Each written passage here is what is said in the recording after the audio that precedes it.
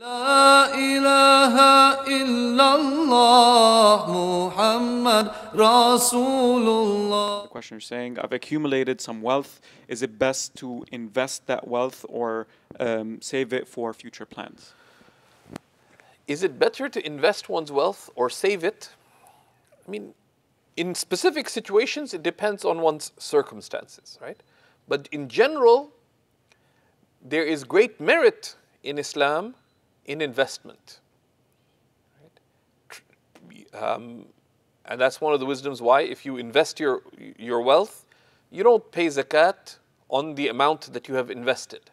Rather, you only pay zakat on the returns you earn from the investment. Whereas if you save your money, then the whole savings are zakatable. And part of it is to encourage people to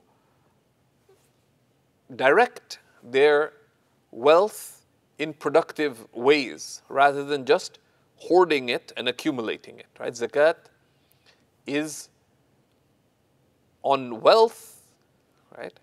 Rather than on one's investments. So there is merit in that. But of course, investment has a risk, and that risk has its merits because it benefits others as well. It leads to a productive society. But in one's personal circumstances, one needs to balance considerations. There's merit also in saving in Sharia-compliant ways. Interest-bearing savings are not permitted. There's also merit in having a buffer of savings at least, so that if common crises happen, one has something to fall back on. And this is one of the mistakes that people make living in consumer societies, that people spend everything that they earn. And that is contrary to the Sunnah. Right? It is from the teachings of the Prophet ﷺ that one spend less than what one has. And that's the only way that one can invest. That's the only way that one can give in charity. But also there is merit, and we see the Prophet ﷺ, for example, when he was able to, he kept aside some money and some food in storage up to a year for his family. And there's merit in that. So one should have a variegated financial strategy, right? One should spend less, right? Because a lot of the consumer spending that one has, I need to get a new TV. I need to get a new computer. You don't need to get a new computer. The other one's working fine. I need to get the new iPhone. Why? Because there's no real good reason. But you end up spending this money rather than investing.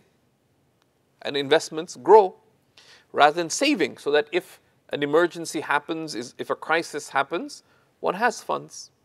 Number 3, giving in charity. Right? So the believer is thoughtful about their wealth between spending immediately, between giving in charity, between saving enough so that one has something to fall back on, and investing. Okay? And in this, a website that I would recommend, it's run by a friend of mine, as one of the 2 main people behind. It's called Rizq Wise, R-I-Z-Q Wise.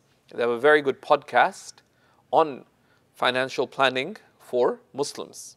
And there's very good advice on there, rooted in Islamic values and teachings. It's a very good website, Rizq Wise, and we'll share the link here in the notes.